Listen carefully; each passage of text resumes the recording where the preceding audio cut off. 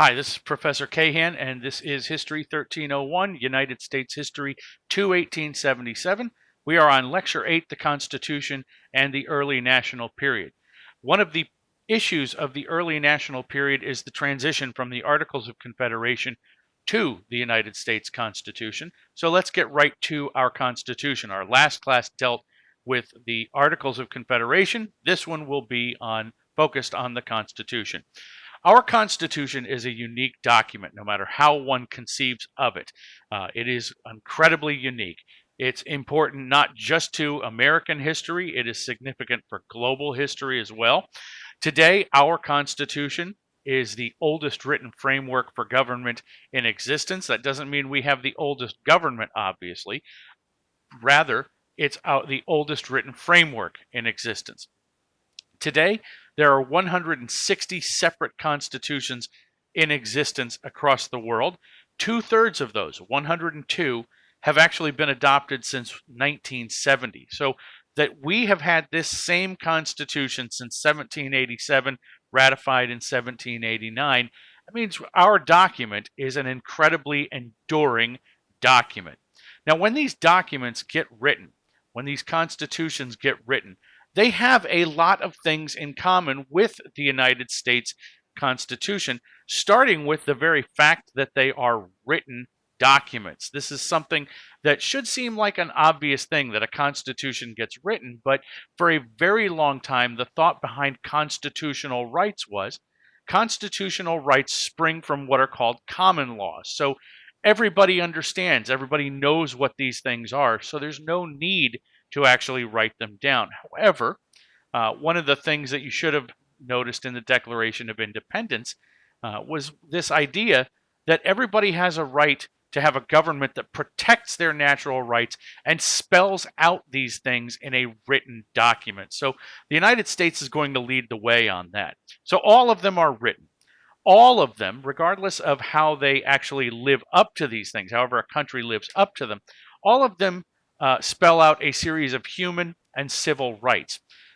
All of them reflect a series of underlying principles as well. And those underlying principles are actually pretty simple. The underlying principles are things like separation of powers, that the functions of the government do not reside in one body of the government. Rather, those powers are divided. There's an executive branch that enforces the law, a legislative branch to enact the laws, and a judicial branch to interpret laws. That's sort of a very simple way of looking at them. All of them, again, regardless of whether they call it this, all of them have a Bill of Rights, some statement of the people's rights in relation to their governments, things that the government simply is not allowed to do, quote, to the people. All of them reflect a bicameral legislative structure, a two-house legislative structure, an upper house and a lower house, and then some form of a presidential government. Even if the chief executive is not called specifically the president, there is a form of government where there is a chief executive within all of these constitutions. So this U.S. Constitution that we're going to be talking about here in a few minutes is a crucial document for everybody, not just for American history, but for global history as well. And yet it's a document that I think surprisingly few Americans really know very much about. Now, one way that we can conceive of the United States Constitution is to think of it as an economic document. And for a very long time, this idea of the Constitution being an economic document was a very controversial idea. There were 55 men who came together in Philadelphia who wrote the Constitution of the United States. Some of you who might have done a little bit of deeper digging in high school or something may know that there were actually 70 delegates invited to the Constitutional Convention, but the base group that wrote the Constitution was only 55, as a number of these delegates simply refused or for other reasons couldn't show up. Throughout most of the Constitutional Convention, they were limited to by travel and things like that, such that of those 55, the only ones who met on a fairly regular basis, that number is actually in the 30s. So 55 is even being a little generous. When they got together, they had guards at the door. They closed all the windows. They required all of their the attendees to burn their notes, and this led historians to question, why did they do this? Why would they have all of this secrecy about it? And in 1913, a historian named Charles Beard hazarded a guess, and to call it a guess is really kind of not giving Beard his due credit, because he did research like any good historian would do. And he came to the conclusion in a book called An Economic Interpretation of the Constitution of the United States that the Constitution was primarily an economic instrument. The Constitution was primarily an economic instrument. And in this book, An Economic Interpretation of the Constitution of the United States, Beard made a number of sensational claims. And even in 2020, these claims are controversial to a lot of Americans. Maybe not to historians, but to a lot of Americans. Some of these claims are pretty controversial. First, Beard argued that the Constitution was written by men who had a financial stake in their outcome. He pointed out that these guys had fortunes that were adversely affected by the circumstances of the United States under the Articles of Confederation, that capitalism flourishes with order, and the disorder was hurting these people's fortunes. Secondly, the 55 people who wrote this Constitution had ulterior motives, as Beard put it. They were slaveholders, they were investors in land, they were investors in bond purchases, and their goal was to protect their investments. And Beard argued that when they came together with the idea of creating a stronger central government, as we talked about in the last lecture, the reason for the stronger central government was so that it would be able to protect investments, so it would be able to protect the economic security of the United States. The two, as Beard saw it, went hand in hand. The last idea, it was an undemocratic document put onto the people, as opposed to the first words of the Constitution. They are literally, we the people. And Beard says this is actually put on the people. It's not the people saying, let's do this. It's actually put onto them. It was, as Beard saw it, a counter-revolution that was every bit as radical as the Revolutionary War. So these are the claims. Let's take a look at these claims. The 55 men who were ultimately the ones who wrote the document were primarily lawyers. 32 of them were lawyers.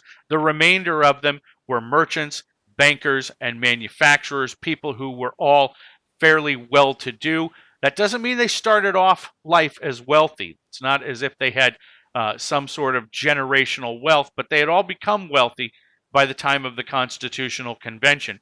And what 53 of them had in common was that they had invested very heavily in bond speculation, meaning there were bonds that were issued to pay for the Revolutionary War. Now, a bond is essentially a loan from a private citizen to the government. And those bonds had what was called a face value. So if a person says, I'm buying a $100 bond from the government, what that means is they are giving the government $100, and at some point down the road, when the bond matures, they will get the $100 back plus interest. But it happens on a schedule, okay? And a lot of people in the aftermath of the Revolutionary War, during the period under the Articles of Confederation, saw the economic circumstances in this country declining and declining and declining, and they were taking those $100 bonds and saying, look, I'll take whatever I can get for this bond because I don't believe the government will ever pay off this bond. So groups of men got together, they put together financing cartels, and they would buy up bonds. In some cases, they were buying bonds at 5 cents on the dollar. So that $100 bond, they could get it for $5. So the thought among the speculators was, if we can get the government to be in a position of strength where they are strong enough to pay off these bonds, even at par value, forget the interest, if they can get just the $100, they'll have made a tremendous amount of money. So these speculators, it just so happens, the groups of speculators coincided with this group of 55. As I mentioned, 53 of the men at the Constitutional Convention were bond speculators. There were two that were not. Alexander Hamilton, because he thought it was immoral to profit off of people's misery. And the other one was James Madison. And the only reason Madison wasn't speculating was because he couldn't find a backer. He had a poor credit rating, so he couldn't find a backer. So 53 of these guys were heavily invested in these bond purchases. And Beard looks at these guys and says, look, this is what they were trying to do. Even if you take the bonds out of the equation, even critics of Beard have concluded that Beard is right, that these were all quote unquote men of some sort of consequence, and that they were not the average everyday American, that they were absolutely of a quote unquote elite nature in this country. So even critics of Beard have concluded that Beard was actually right on this one, that no one represented the interests of the average everyday American at the Constitutional Convention. But that's where these people start to diverge. Critics of Beard point out that the document is not primarily financial. They argue it is primarily a political document. It created a strong political framework that was capable of projecting strength to Great Britain and Spain, strong enough to kick them out of American territory, which many people, irrespective of economies, thought was a pretty important thing that needed to happen in the United States. It created a national government that was capable of rallying together and culling together support to put down rebellions like Shays' rebellions or the numbers of slave revolts that these people believed were going to be happening in the future. Now, a number of newer historians, a new generation of historians has emerged that has said there's a middle ground here, that just because it's a political document or primarily a political document doesn't mean that Beard is wrong, because they point out that capitalism requires order. I've said this on multiple occasions already this semester. Capitalism requires order, it requires stability, and one thing the United States clearly had was an unstable circumstance. They point out then that the political and the financial frequently converge with one another. So these men at the Constitutional Convention may not have had bond yields at the forefront of their mind, but they certainly were never that far from the forefront. The last argument that Beard made is, again, I think the most controversial if you talk to most Americans. This idea that the document was put on the American people, that it was a counter-revolution. Another way of talking about that is that it's a coup d'etat. It's a coup of the revolution by the elite. Now, while these framers may not have been self-selected, as many historians have argued, they were actually chosen by state legislatures, but there's no question that the men themselves exerted a ton of influence in getting themselves picked. So whether they were exactly self-selected or not, they were absolutely self-interested when they got there. They certainly had a lot of these ideas in common, and with that, they were thinking, how can we best set the situation up for ourselves and maybe everybody else?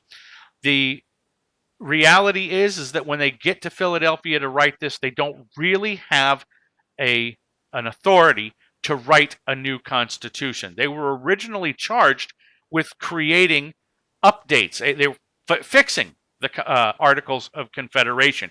They later persuaded Congress under the Articles of Confederation. They persuaded that Congress to endorse the actions that they were undertaking, which was quite literally throwing out the articles and starting over. But it was a vaguely worded endorsement that really wasn't clear on the idea that these guys could do what they were actually doing. And Beard is also correct here in asserting that this does not create a political democracy. For example, there's nobody who is really representing the people when it comes to electing the president, the Senate, or selecting the federal judiciary as the Constitution was originally written. The only branch of the government that actually the people have a direct say in choosing is the House of Representatives. The House of Representatives is voted on directly by the populace, but remember, they elect representatives, and there's one representative for every 30,000 people in a constituency. So there's no way that everybody's interests are actually represented even in the House of Representatives. But look at the presidency. The presidency is selected by, or the president is selected by the Electoral College. Now today, we've always had a popular vote as a way of keeping some sort of popular tally. But when push comes to shove, it's the Electoral College, not the popular vote, that matters. The Electoral College is the body, a group of electors selected at the state level. They are the people who elect the President of the United States. The Senate, as this document was originally written, the thought was the Senate represented the interests of the individual states. Therefore, the individual states' legislatures would select the Senate. So the people are cut out of the loop on that one as well.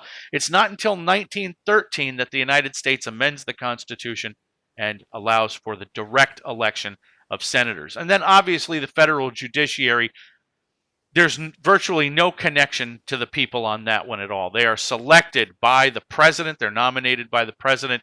They are confirmed by the Senate, and they serve lifetime appointments. So there is virtually no sense that in no way are they beholden to the people.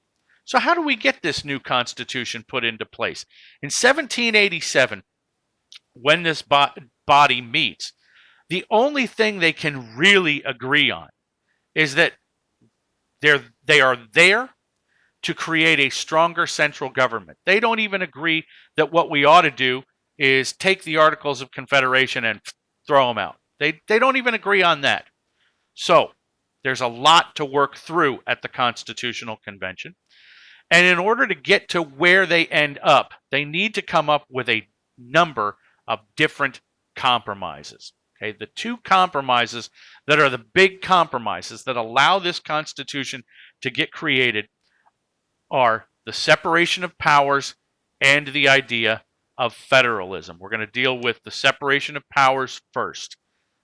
The separation of powers was part of a plan written by James Madison, virtually and presented on virtually the first day, called the Virginia Plan. Now, the overall Virginia Plan, there's one part of it that we're going to be dealing with in specific here, but you can see the bulk of the Virginia Plan in our present government. Part of the Virginia Plan was that the government be separated instead of having just a Congress and that's it, like we have in the Articles of Confederation. The Virginia Plan said there will be a legislative branch, an executive branch, and a judicial branch. There will be a legislative branch that makes all of the laws, an executive branch that enforces all of the laws, that carries out those laws, and then a judicial branch to interpret the laws. Now, when most people think of the Virginia Plan, they think of this first issue that gets compromised here, and that's what should the role of the legislature be? How should it be comprised? As written, the Virginia Plan said that the national legislature will be based on population. Each state will have a number of representatives in direct relation to their population. So the bigger a state is in terms of population, the more representation in Congress they will have. Now, here's a surprise for you. James Madison is from Virginia. Virginia has the largest population. So under the Virginia Plan, the state that would have the most power is, I'll give you all a second to think about it, Virginia. It's not a surprise. Other states, however, did not care for this plan. New Jersey in particular, and a number of smaller states didn't care for this either. But New Jersey comes to the forefront. A guy named William Patterson proposed this idea called the New Jersey Plan, and his rationale is very simple. New Jersey is a small state. They don't have nearly as many people as Virginia does. But courtesy of the Hudson River, courtesy of the proximity to the Atlantic Ocean. New Jersey brings in a ton of trade. There is a ton of revenue associated with that. And his argument is New Jersey is just as important to this union as Virginia is, even though we don't have as many people. So, William Patterson said every state should have equal representation within the legislature. Now, the first compromise is frequently called the Great Compromise or the Connecticut Compromise because it was proposed by by one of the members from Connecticut.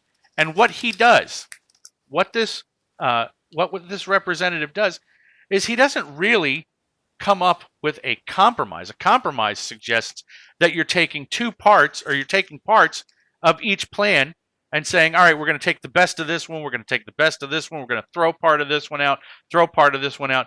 That's not what this is. The Great Compromise is taking the two plans and just going, all right, we're going to mash them together, and there's the new plan.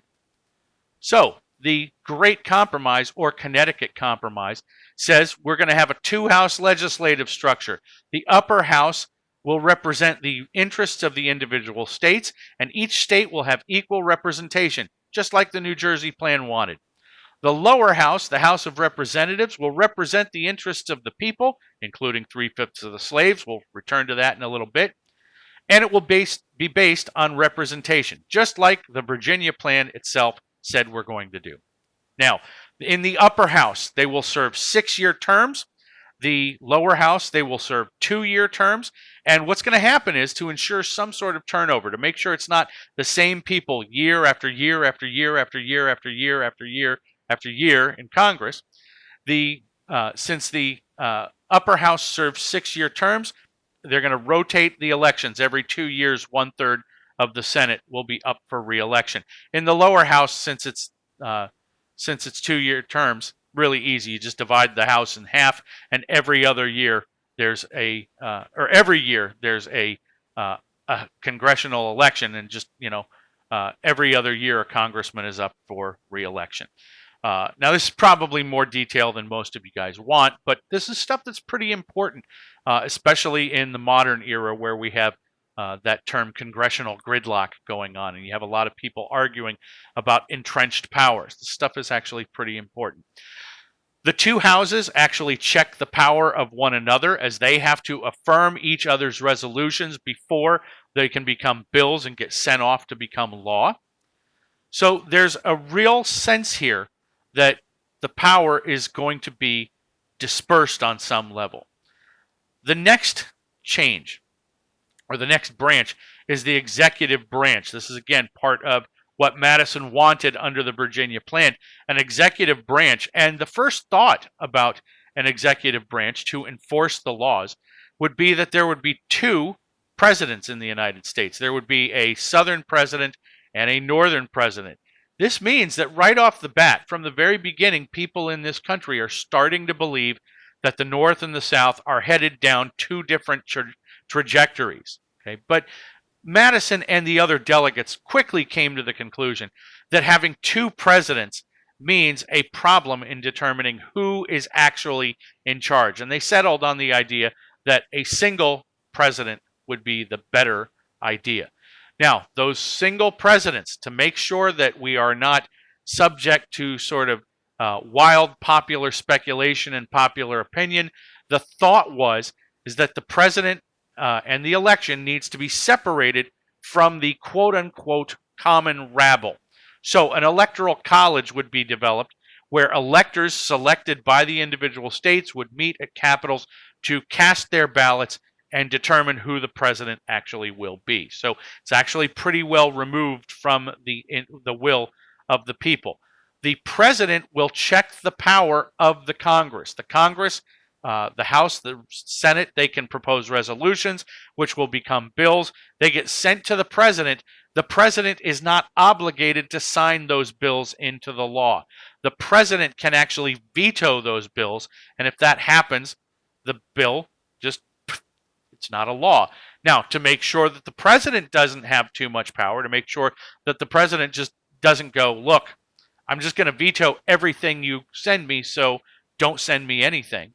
To make sure that doesn't happen, there's a check on the power of the presidency as well, in that the Congress can get together, and if there's a 2/3 majority in both houses, they can override the president's veto. So even if the president says, nope, this is not going to be a law, Congress can say basically, yes, it is. But they have to have 2/3 majorities in both houses of Congress. The last part is the judicial branch. And this is, again, a new body. There is no judiciary. There's no federal judiciary or national judiciary under the Articles of Confederation. Here, there's an entire federal judicial structure with appellate courts, with federal courts, with a Supreme Court of the United States. The Supreme Court is and the federal judiciary as a whole is entirely removed from the will of the people. Remember, they are appointed by the president, they are confirmed by the Senate, and they serve lifetime appointments to those positions. So, lots of detail here, but critically important in understanding what they're trying to do.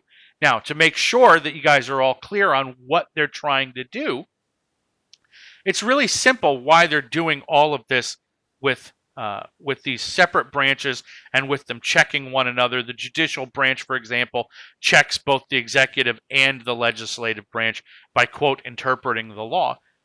Why they're doing this is they've all gotten together and they've said, yeah, we need to have a stronger central government, but we can't let one individual person within that national government become all powerful. So even within this structure of we've got to have more power at the top, they're trying to figure out ways to diffuse that power at the top.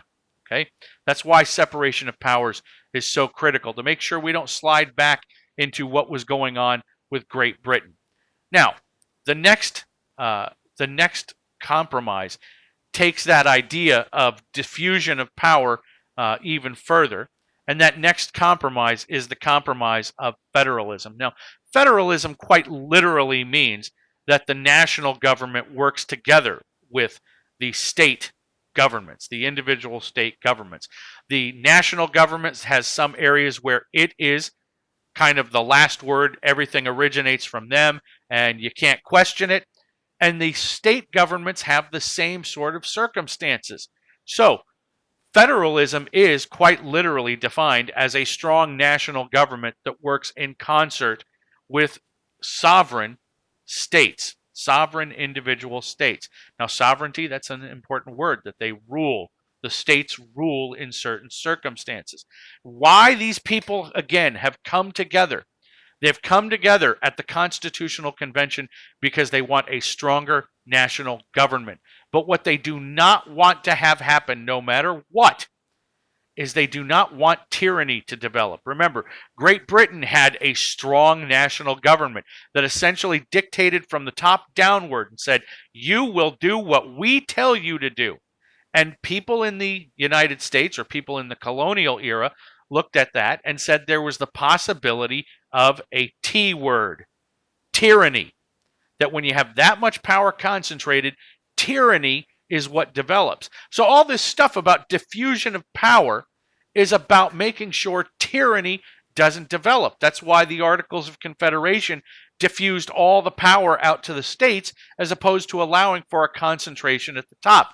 These people at the Constitutional Convention are saying, we're going to concentrate it at the top, but we've still got to diffuse it enough that there's no possibility for tyranny. And the thought amongst the people at the convention, the delegates' thought is federalism, by allowing elements of national interest, and say the national government has control over that, but there are also interests at the local level that only affect the local people, or the state, will allow the states to reign supreme on those. So federalism contains both the national interest and strictly local interests within the framework.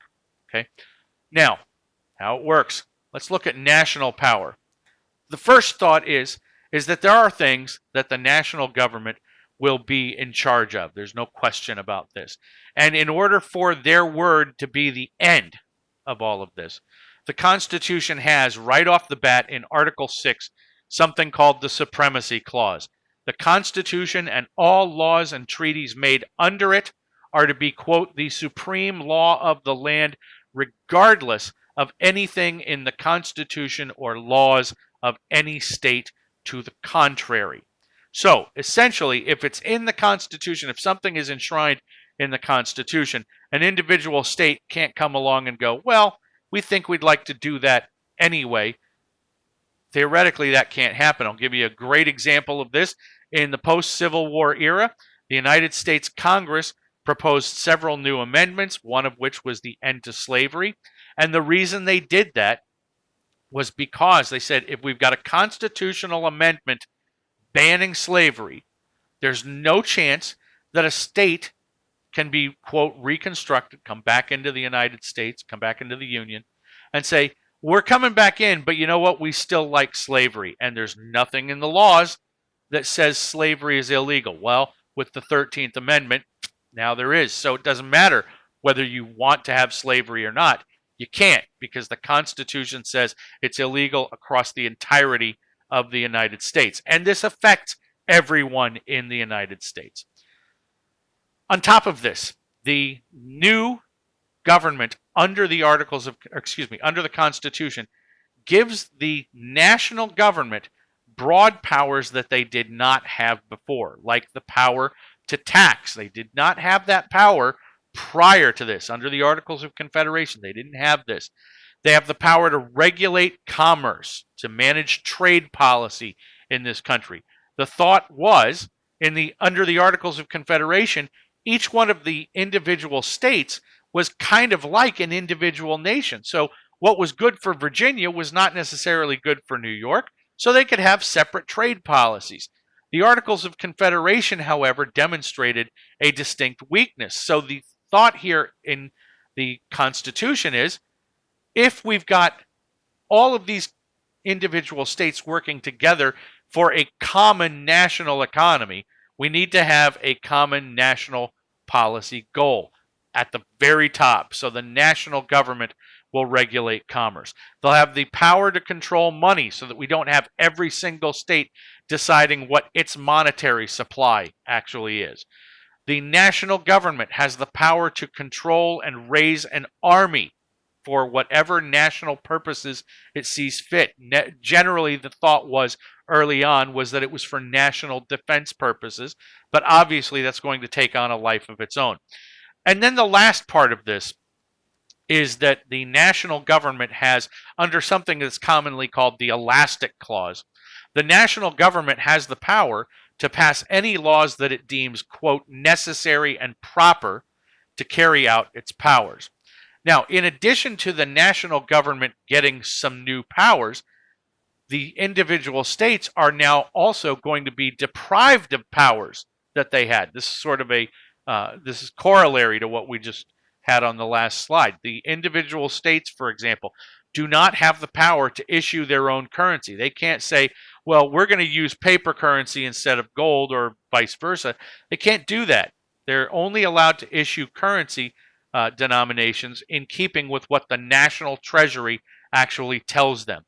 They are not allowed. They are deprived of the power to pass laws that, quote, impair the obligation of contracts. Now, this is important because this is impairing the obligations of contracts sounds like a lot, but it's really a reference to Shays' Rebellion, when those debtors, guys like Daniel Shays, wanted the government to pass stay laws. They wanted the state of Massachusetts to pass laws that said, we know you have a contract that says you owe this money to this guy over here, but because of the nasty economic situation, we're going to put a stay law in place that says you don't owe him this money until whatever, until the circumstances of the economy better or whatever.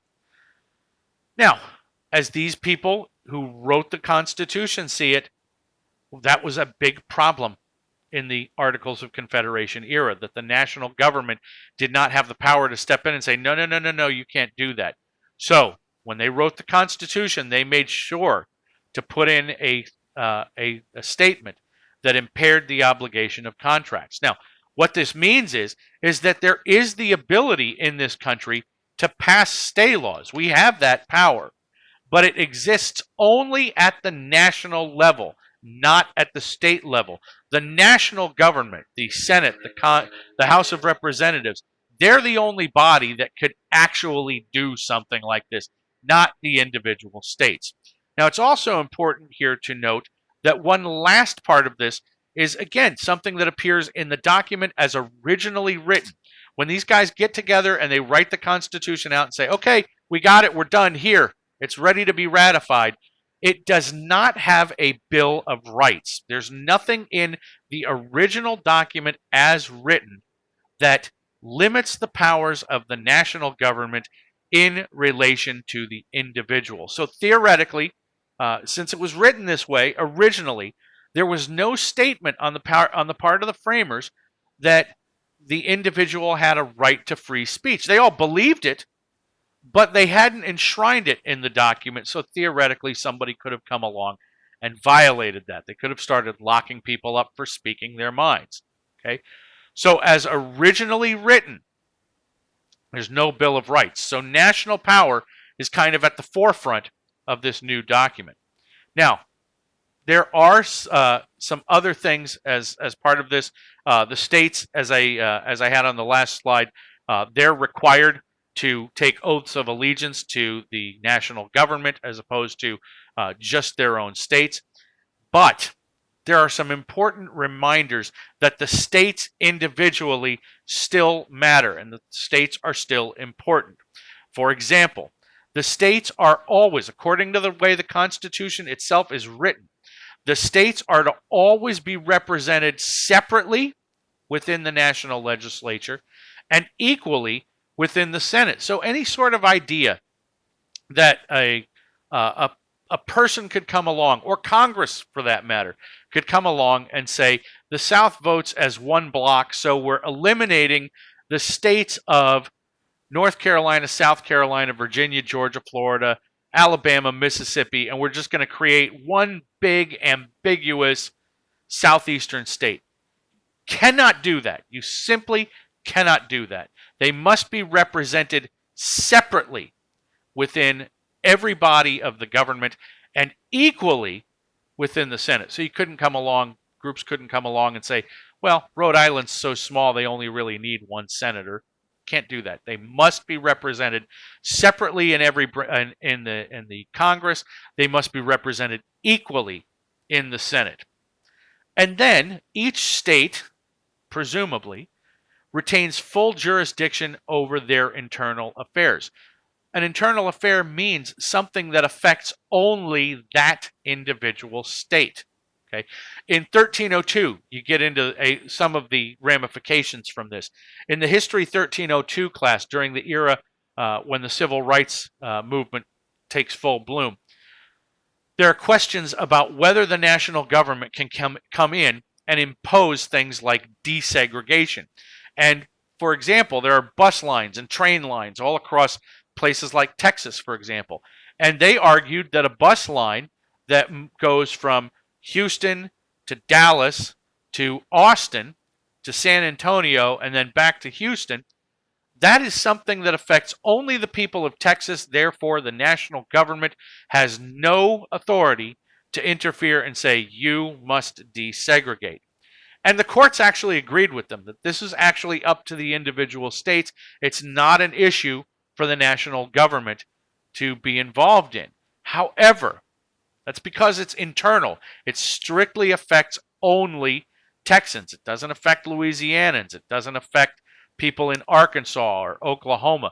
But if you take that same bus line and you add to it that the bus goes from, let's say, Little Rock, Arkansas, to Dallas, to Austin, to San Antonio, to Houston, to New Orleans, Louisiana, if that bus line crosses state lines, it is no longer an internal issue.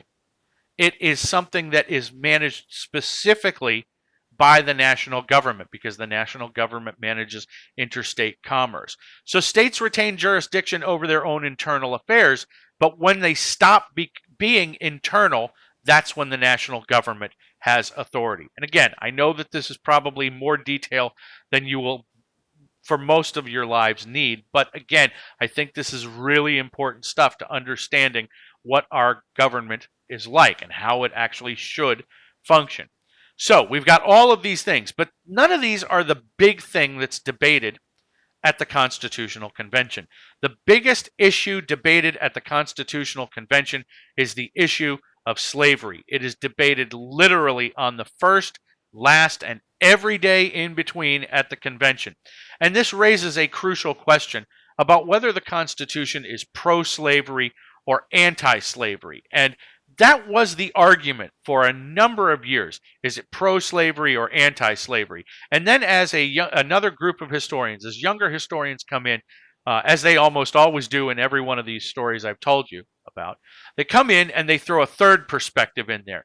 It's not just, is it pro or anti-slavery? It's, does it protect slavery, or is it ambivalent at best about slavery, or does it provide a way out of the institution of slavery?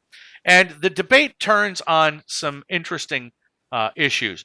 The words slave and slavery never appear in the actual document. And this leads that younger group of historians to conclude that these people understood slavery was ugly, that it was nasty, and they were providing a pathway to end slavery. They were providing a way to ease it out the door because they never used the words slave and slavery in it. They consciously left it out. However, it's undebatable here that slavery was a central part of the discussions at the Constitutional Convention. 25 of the delegates who were among the regular attendees were slaveholders. So there's no way they're going to write a document that harms one of their major investments and harms the major source of their wealth. Slavery was a central part of the debates over national power to put down domestic insurrection. It was a major part of the debates about what the international trade would, how it would be carried out. It was a central part of the question about taxation at the state level, even in terms of how we determine population in this country. So there's no question they didn't use euphemisms like other persons and such persons as the states now existing shall see fit to admit. They didn't use those euphemisms because they were going, well, we're trying to minimize the impact and try to suggest slavery is not important. They don't do that. Now, if we look at other elements of this argument, again, Article 1, Section 9 states that the Congress could not stop the importation of slaves until 1808. They could not even discuss this. Okay, and for the pro-slavery side, they said, well, this means that the power to end slavery is in existence in the to end the slave trade is there in the Constitution, but not to end slavery itself. Only the trade could possibly be made illegal. These people who argue on the opposite side argue, well, this provided a pathway. If there's a pathway to end the slave trade, the logical extension of this is if you're going to end the slave trade, at some point you're going to end the institution of slavery. Article 1, Section 9 specifically states, quote, the migration or importation of such persons as any of the states now existing shall think proper to admit shall not be prohibited by the Congress prior to the year 1808. And they look at this and say, clearly there's the pathway, and it just so turns out that in 1808, Congress did adopt a resolution, and it was signed into law that beginning on January 1st, 1809, the United States would no longer permit the importation of new slaves from outside the country. Now, that's the law. But again, the other side of this is that the argument was that Congress could have just as easily voted in 1808 that, well, we like slavery, we're going to keep it. I don't think that would have been a possibility. But nonetheless, again, ending the slave trade does not ultimately get you to ending slavery itself. It's going to actually, in our case, in this country's case, it's going to take a war to do that, not this sort of logical extension stuff. And when this Constitution is actually written, this pathway or not, the Constitution does unquestionably give the national government strong powers to gather posses together, to federalize militia for the purposes of putting down domestic insurrections. When these people thought of domestic insurrections, while Shays' Rebellion was the most recent domestic insurrection, these people generally thought of slave insurrections when they thought of domestic insurrection. So they understood very well that the power to put down domestic insurrection is very intricately connected to putting down slave rebellions. Now, this is one of those things where we're kind of, at the Constitutional Convention, we're kind of dancing around all of this stuff. There is one part of the Constitution that's unequivocal in its support of slavery and promoting the power of slaveholders, and that is the so-called 3/5 Compromise of the Constitution, located in Article 1, Section 2. It reads as follows, quote, representatives and direct taxes shall be apportioned among the several states which may be included within this union according to their respective numbers, which shall be determined by adding to the whole number of free persons, including those bound to service for a term of years, and excluding Indians not taxed, 3/5 of all other persons. So, representatives and taxes shall be apportioned among the states according to their numbers, according to their population, which shall be determined. So the population will be determined in this way, it says, adding the whole number of free people. So free people, doesn't say voting people, it just says free people. So men, women, children, all of these people count toward population, including those bound to service for a term of years, so the handful of indentured servants who are still around, excluding Indians not taxed, so Indians who have not decided to live in a community and live in homes and pay taxes, they don't count. That's almost all Native Americans at this point. 3/5 of all other persons. The all other persons is enslaved people. What this means is that a state that has slaves, they are allowed to count 3/5 of the total toward their population. Don't think of it in terms of slaves count 3/5 as a human. I heard that from grammar school forward. It's wrong. That's not what it means. It means a state can count 3/5 of the total toward their population. So let me give you a very easy one. If a state had 100,000 enslaved people living in it, that state would be allowed to count 3/5 of them, or 60,000 toward their total population. Now, why I mention that, and I'm giving you a very easy one for a very simple reason. I don't like to do math. 60,000 enslaved people counting toward population would mean for that particular state 2 additional congressmen, because remember, 1 congressman for every 30,000 people in population. So 60,000 enslaved means 2 that they can count, means 2 additional representatives to the House. This wound up not only giving the South more congressional power, it also gave them more power in the Electoral College, because the Electoral College is based on congressional representation. So again, the more people you have, the more congressmen you have. The more congressmen you have, the more electoral votes your state has. And this is something that's happening out of proportion with the South's free population. So the South has control, and many historians have called this a veto power over the national government for the next 80 years. And what they mean by that is that from 1788, when we have our first presidential election in this country, all the way until 1860, no candidate could win the presidency without getting some support from the South. Now, what we see as a process is that at the start of this history, you need more and more support. But as we go along, you need less and less support from the South, until finally in 1860, Abraham Lincoln wins the presidential election, and does not have a single electoral vote from the South. The South, as they saw it, as they claimed, they knew what this meant, that their time of controlling the national government was over. Now, this Constitution is not authorized in the way we like to think that it was authorized. The Articles of Confederation had specified that there must be unanimous consent to amend that document.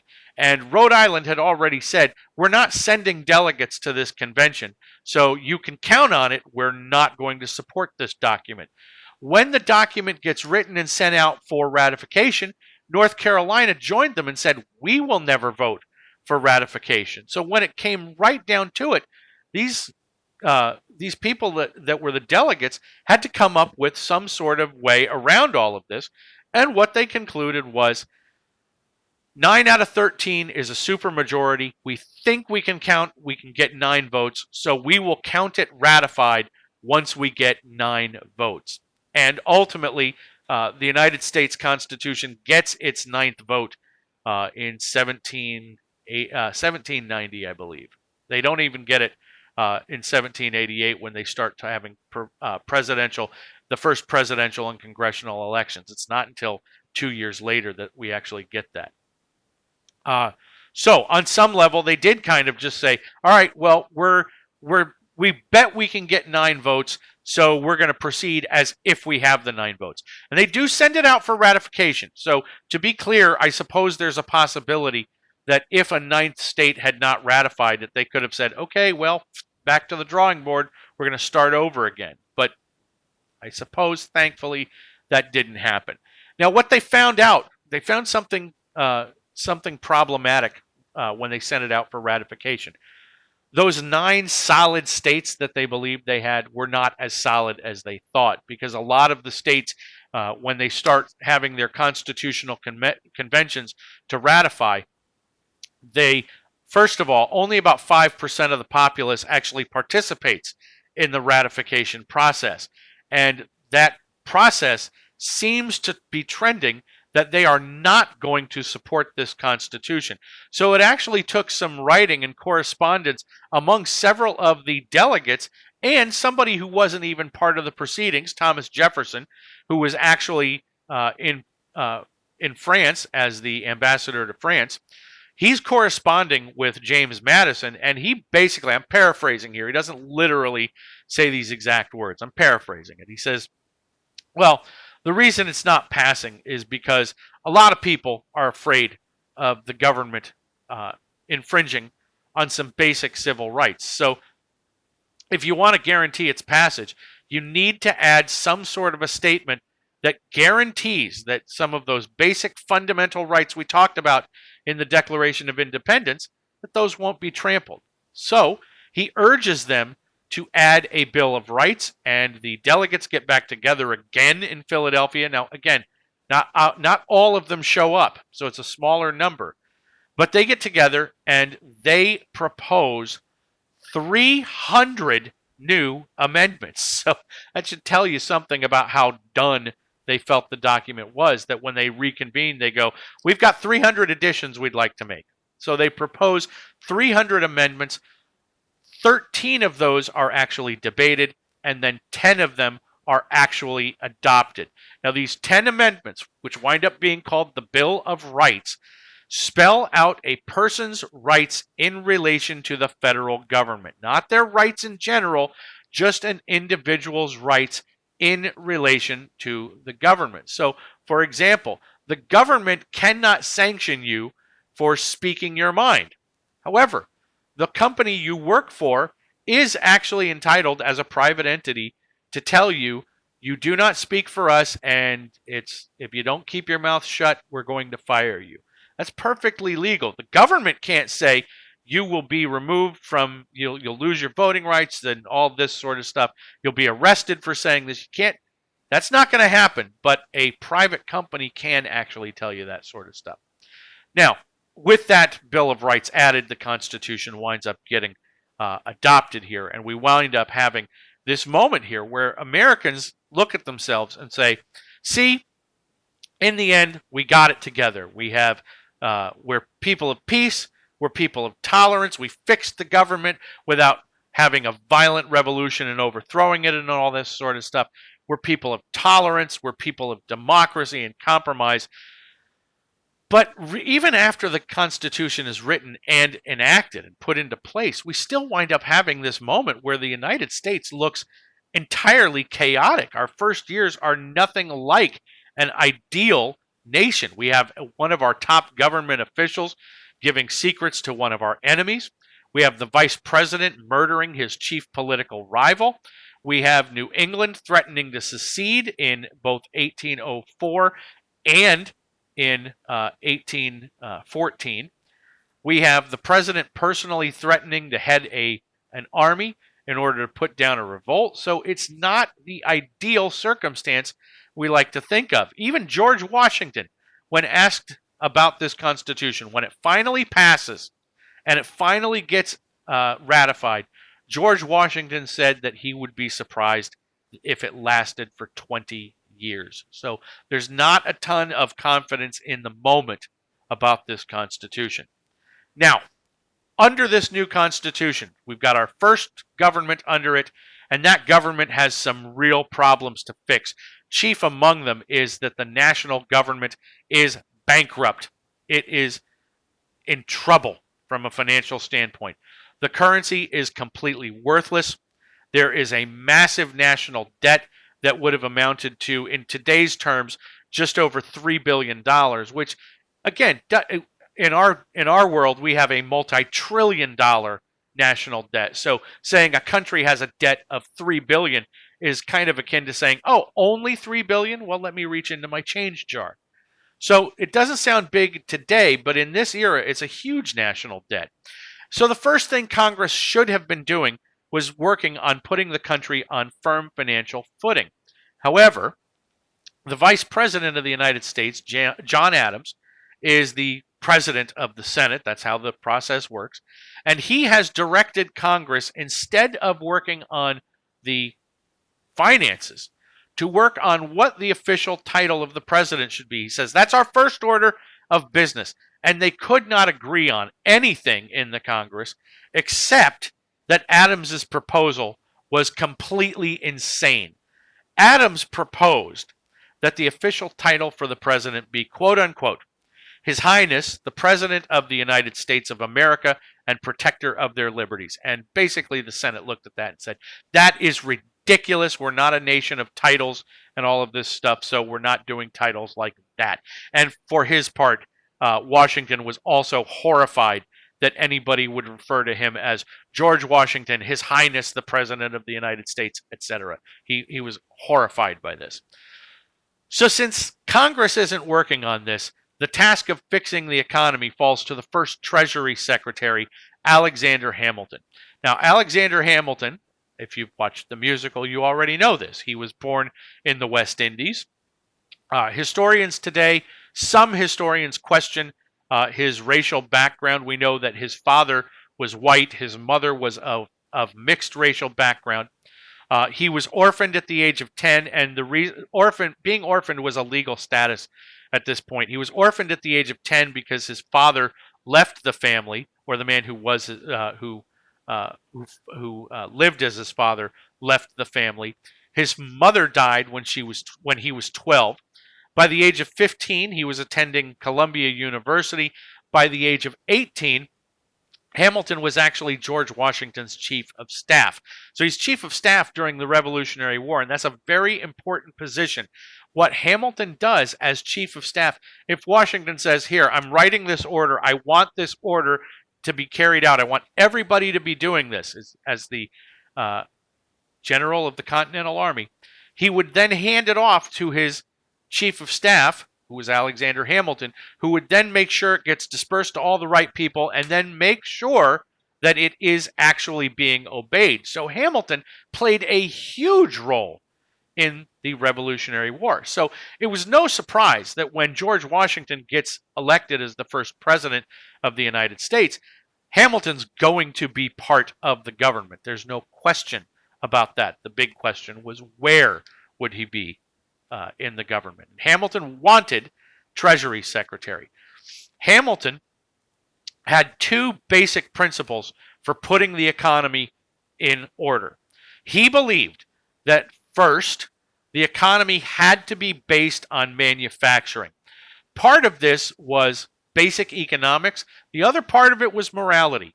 The economics part of it was very simple. Hamilton believed that the profits to be made from manufacturing and from trading all of that stuff overseas would be greater than simply farming, excuse me, and trading that stuff overseas. So part of it is economic. The other part of it is, however, Hamilton had grown up in the Virgin Islands and he was very strongly anti-slavery. He had seen it up close. He did not like it. When he moved to New York and as he became an adult, he became involved in various anti-slavery societies of the era. And even though he handled his in-laws' estate, which meant that he was going to be selling the slaves that they owned, Alexander Hamilton remained throughout his entire life personally opposed to slavery and of the belief that slavery should be abolished. So that sort of informs his decision about the manufacturing base. But you can't ignore the other part that was that he saw the profits as being obviously far greater with manufacturing. The other underpinning of the economy here, the second principle that Hamilton had, was that there had to be a bond between the wealthy and the federal government. And his thought here is very simple, that these two work together. There's a confluence of interest, that if the wealthy have a stake in the survival of the government, they're going to do what it takes to make sure the government survives. And vice versa, if the government knows that there is a strong financial stake by the wealthy in this country, well, then they'll protect the wealthy. So they will kind of work in conjunction with one another, that if the government's doing well, the wealthy are going to be doing well. And if the wealthy are doing well, then the government's going to be doing well. So it's a very simple way of looking at this, but Hamilton truly believed this. So these are the principles. This is not his economic plan. His economic plan actually had 3 points to it. His economic plan was as follows.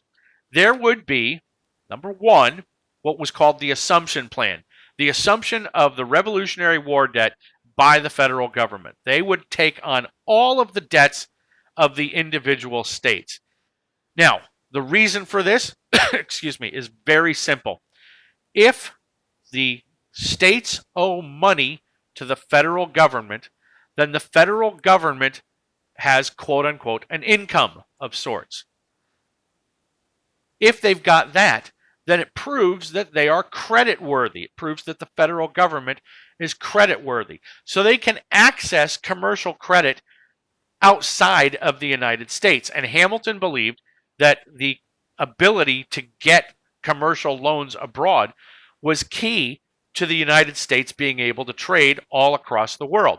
So if you're going to be taking on these debts by getting commercial credit, you need to establish that you are credit worthy, that you can actually pay off those debts. So we assume the debts of the individual states. Now, a lot of this debt, excuse me, a lot of this debt was actually those bonds that we talked about when I talked about the creation of the Constitution. So bondholders are thrilled with this idea. They are ecstatic. The people who are not happy, oddly enough, are people in places like Massachusetts. I shouldn't say oddly enough, it makes perfect sense. Massachusetts was not happy, nor was Virginia particularly thrilled about this, because they had already paid off their Revolutionary War debts. They had nothing to gain by this. And Thomas Jefferson, Hamilton's key rival in the administration, held that all this is going to do is create a sense of inferiority on the parts of the states. The states will necessarily feel that the national government holds all of the power. And Hamilton preferred to look at that as loyalty as opposed to power. That, it makes sense that the states would be subservient and thus loyal to us. Jefferson didn't like that idea. So there's a clash about this whole issue of the assumption plan. Step 2 is the creation of a national bank. Now, this creation of a national bank is that it's going to function as a source of credit here in the United States. Excuse me. So if the national government, for example, holds title to massive amounts of land, which it does, and it wants to sell them to individuals to spur development and all of this sort of stuff, they're going to tell these individuals, hey, you don't have to buy this land outright. You can borrow money from us. So you'll owe us the money. And as long as you do all of these things, as long as you make the payments, you're good.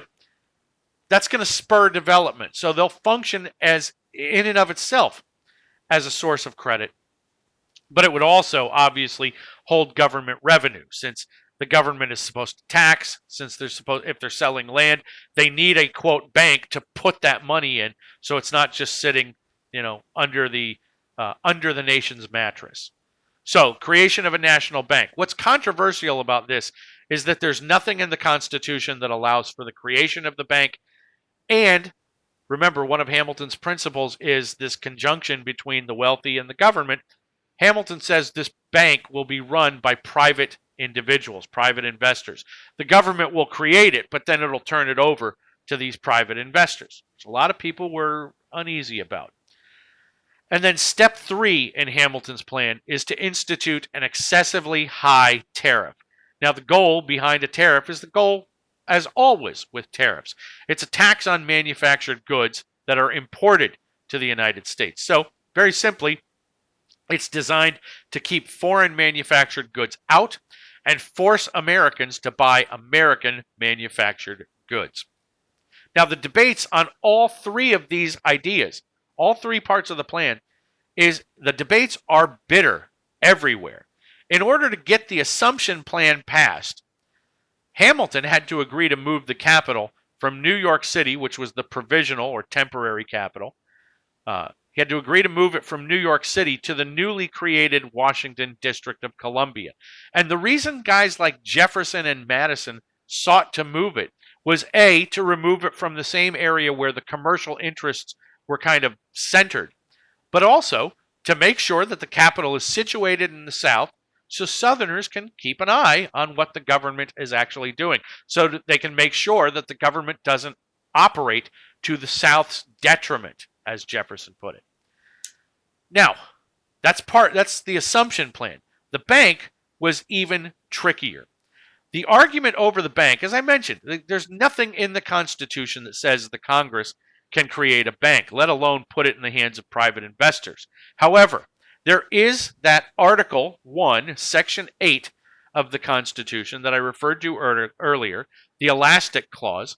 It states the following: Congress may make all laws which shall be necessary and proper for carrying into execution the foregoing powers and all other powers vested by this Constitution in the government of the United States or in any department or officer thereof. That's who the private investors would be. They would be the officers thereof. So, what Hamilton believes is that if it makes it easier for the government to do its job, okay, the job of the government is to manage the economy, to levy taxes, to collect revenue. If that's the job, Congress can pass laws that makes it easier for the government to do that. That idea that Hamilton's talking about, that the national government is charged with managing the economy, levying taxes, collecting revenue, so the Congress can do this, they can facilitate it. This idea is called a loose or broad construction. A loose or broad construction. So, there are implied powers as Hamilton sees it. There are implications. You can take a statement and say, well, it follows that you can do the following. Okay? So, implied powers, broad construction for guys like Hamilton. Hamilton's critics, most chief among them was Thomas Jefferson, was that the Constitution specifically designates powers. When it says that Congress may make all laws necessary and proper to execute the foregoing powers, Jefferson is saying, look, I didn't write it, but the way I interpret this is that the foregoing powers means they'll be laid out here. It'll tell you this is what you can and cannot do. And so Congress is restricted within that framework. So they've got a real distinct challenge here. One group is saying you can interpret the Constitution broadly, you can make assumptions about it. The other one is saying if it's not spelled out directly in the Constitution, you can't do it. That's a strict construction of the Constitution. There's nothing to interpret here, according to the strict constructionists. Now, this creates the first party system in the United States because Jefferson and Hamilton's disagreement becomes so broad, meaning there's lots of people drawn in to this argument within not just the government, but within the broader populace, that they coalesce around these two guys and form political parties based on these principles of broad construction versus strict construction.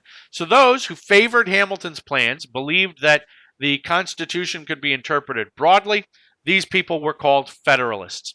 And those who believed that what Jefferson was arguing, that was the correct path, that the Constitution is a very narrow document and it must be quote-unquote interpreted strictly, those people were called Democratic Republicans, or as they were more popularly known, Republicans. Now, to be clear, Republican in this context is not the same Republican Party today. It's totally different party, totally different group of people. So it's not our modern Republican Party.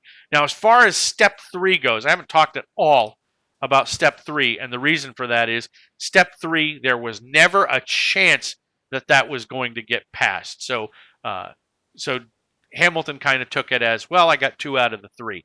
But there was no way Congress was going to pass a very high tax on imported goods. But this political division, this partisanship, as it comes to be known, this is a problem. This is an early problem developing right after the creation of the quote-unquote more perfect union that the Constitution promised. The next conflict, the next disagreement, is over the issue of Haiti. The United States, as I told you in a previous lecture, came about in an age of war and revolution, and Haiti was one of the critical revolutions of the period. Haiti had been the single most valuable colony in all of Western history because of its sugar production. It produced more wealth through that sugar production. There was a ton of real estate value in terms of slavery in Haiti. So it's a very distinct place with a distinct history. And one of the things that's also distinct about Haiti is that there were lots and lots of slaves and not so many slaveholders in Haiti. A lot of slaveholders said the weather here is terrible, so we're going to leave, or they start concentrating their numbers and buying each other out. So the number of slaves wildly outnumbers slaveholders on the island of Haiti. This all changed, though, in 1791. In 1791, Haiti exploded into revolution during the French Revolution. The French Revolution had called for liberty and brotherhood for all, and Haitians agreed with this. They heard this call for liberty and brotherhood, and they said, we agree. Now, this revolution in France was becoming violent. It had turned violent in every way. But France, even the revolutionary government in France, looked at Haiti and said, the reality here is that we've said liberty and brotherhood for all, but we need the revenue produced out of Haiti. So when we say liberty and brotherhood for all, we mean except for you guys down there. Now, interestingly enough, to kind of tie all of this back to the United States' revolution, people who were enslaved on Haiti had actually fought in the American Revolution. They were among those conscripts that the French brought up from the West Indies because Haiti was a term that was created by the Haitian revolutionaries. That's how it got its name. Up to this point, it was the colony of Saint-Domingue. So Saint-Domingue was that colony I told you about where they had all of these slaves coming up courtesy of France. They fought in the American Revolution, got all this stuff about American liberty and those ideals about what we were talking about. Then they come back to Saint-Domingue and they start talking about it down there. So it's not a surprise that this actually happens in Haiti. What's surprising is that France has this very specific reaction to it. But France's war on the Haitian Revolution turns really ugly. Haiti defeats the Haitian revolutionaries, defeat the French, and defeat them badly. So Haiti winds up independent. But the key question for the U.S. is, who do we support in this endeavor? Do we support the French, who are in the middle of their revolution that is, quote unquote, just like our revolution? Do we do nothing about this and just say, hey, it's Haiti and it's not our problem? Or do we actually support Haiti? Because on some level, at least ideologically, it very much sounds like our revolution, that these are people who are not ideologically enslaved, they are realistically enslaved. And they're saying, no, we are fighting for the same liberty and brotherhood that we fought for at Yorktown when we fought for you guys, by the way. So ultimately, what the United States decides on is they decide we're not supporting anybody. We're just going to keep our mouths shut. Now, Jefferson, on some level, ideologically supported the Haitian rebellion, but it's important to note that when he becomes president in 1801, when he assumes office in 1801, he unequivocally comes out in favor of France in this fight. So elites are dividing over the issue of broad construction versus loose construction. People in the government are dividing over Haiti. They're now going to divide over the issue of the French Revolution itself. The French Revolution actually begins in 1789. France overthrew their king, Louis XVI, and when they do that, the French Revolution appears to be moderate. Now, some of you may already know that Louis XVI and his wife, Marie Antoinette, get beheaded during the French Revolution. But that's not what happens at the start. They wind up getting deposed, but they are not executed. They're allowed to live in exile. And it's what Louis XVI does while he's in exile that turns the French Revolution and makes it go off track, makes it radical, and go into a direction nobody predicted. Between 1789 and 1791, Louis XVI, in exile, is going around to various European monarchs, including the King of England, and telling them that, hey, we all have something in common. We are all prone to revolution. The English have had their revolution in the Americas, where the Americans overthrew British rule, and he goes, I know, because I helped them do it. He says, Spain is susceptible to revolution. Obviously, I'm susceptible to revolution. He says, what we all have in common is we're susceptible to revolution. And we better band together now to stop these revolutions, or it's going to get worse. So while all of these European kingdoms and principalities probably couldn't have agreed on what color these papers are that I have in my hand, what they could agree on is that revolutions are bad for monarchies. So they conspire with Louis XVI. They create this thing called an Army of Restoration. And this Army of Restoration in 1791 invades France with the idea of putting Louis XVI back on the throne. It's at this point that the revolution just goes way off track. There are all of these searches for enemies of the state. And all of this, the French people actually do wind up executing Louis XVI and his wife, and it throws Europe into this 25-year-long war over, in part, who's going to be in control in France, but the bigger picture is monarchies versus the people. The big question is who's going to survive, and I'll spoil this for you. It's the monarchies that survive. Now, for the United States government specifically, the question is, who should we support in all of this? England and the allies who are trying to restore the French government, or should we support the revolutionaries? And this sort of question is a policy question that plagues presidents and their advisors for years to come. There's no question that revolutions, more often than not, seek to level society in terms of rights and opportunities. But that doesn't mean that that revolution is always in, quote unquote, the United States' best interests. And the United States, to throw this out there and put this out there again, the United States is based, our order is based on capitalism. And capitalism requires structure. It requires a lack of chaos. Revolutions are chaotic by nature, so they hurt capitalism on some level.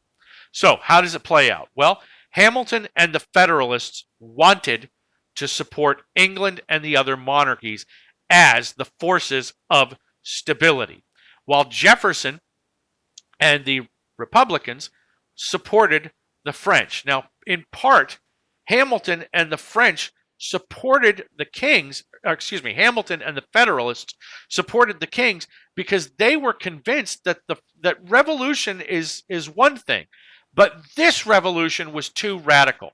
They believed that that they were doing things like abolishing Christianity, which was bad. They said they are doing things like putting in new measurement systems, like the calendars we talked about. They implement the metric system, and they also abolish private property. And Hamilton argues you cannot have capitalism if you do not have private property. So he says we cannot support this revolution. Part of what underpinned the Republican support for the French is a treaty that the United States had with France. The United States had a treaty of mutual obligation dating back to the American Revolution with France. When George Washington considers all sides of this, what Washington decides on is essentially, well, I shouldn't even say essentially, it's a policy of neutrality. He says we are too weak as a nation to get involved with either one of these countries, so we can't get involved either way. We're neutral. We're staying out of it. Essentially, you guys let us know when you figured it out.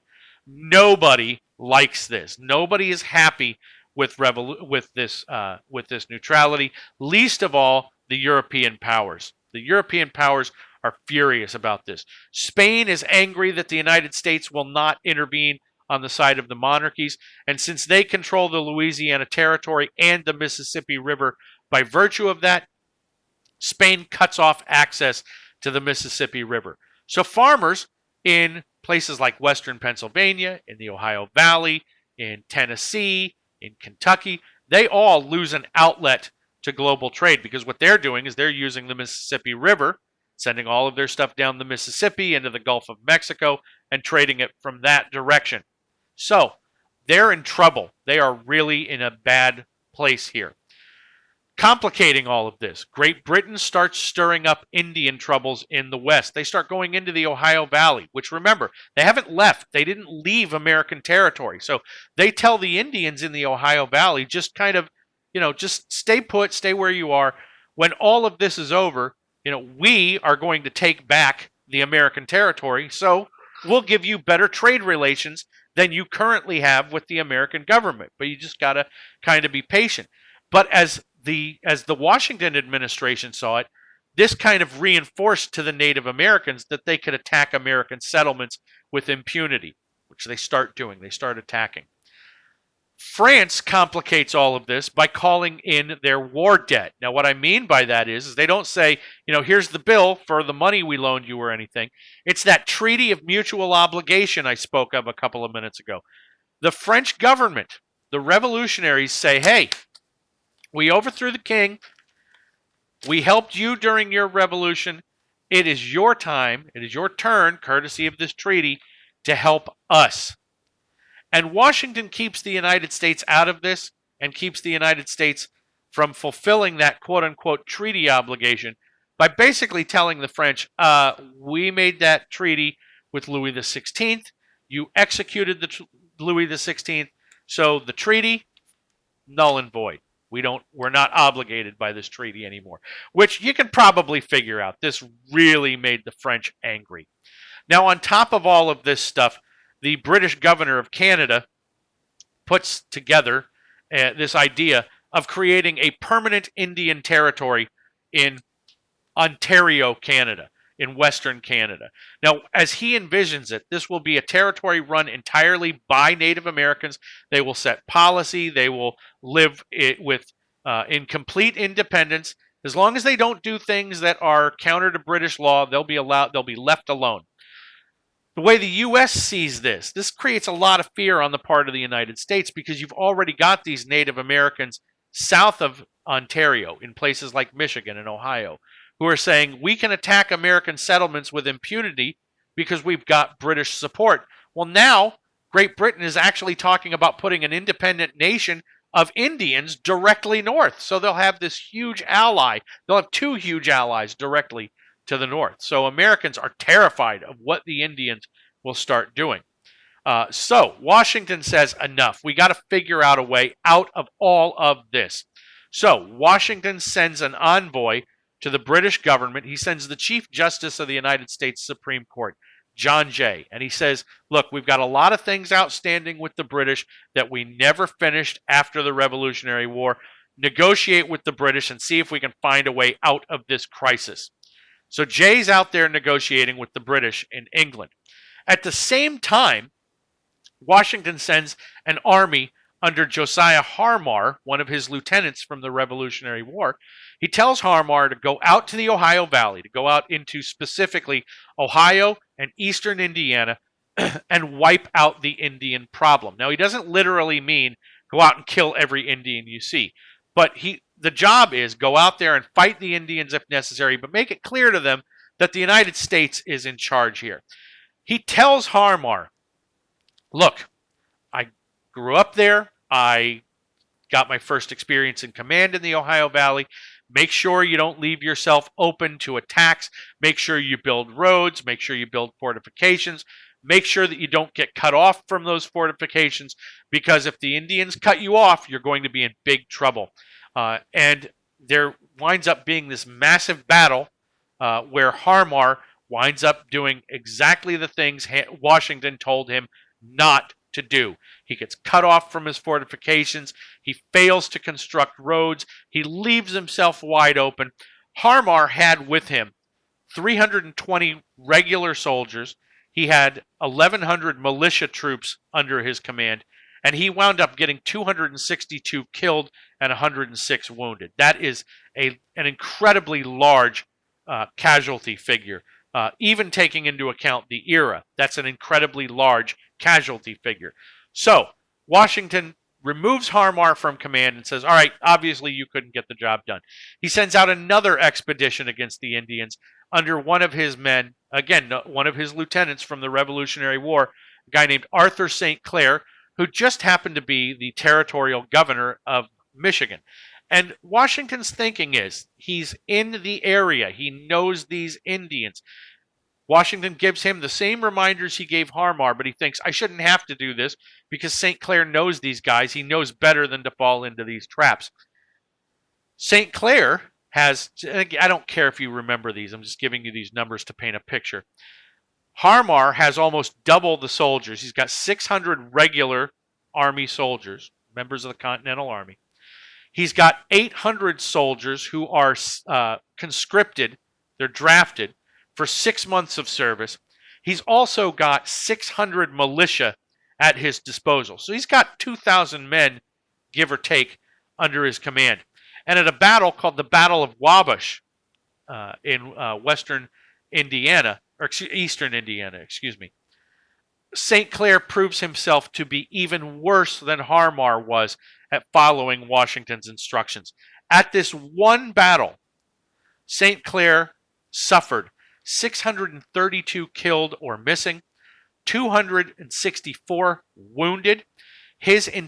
Under his entire command, he suffered a 70% casualty rate.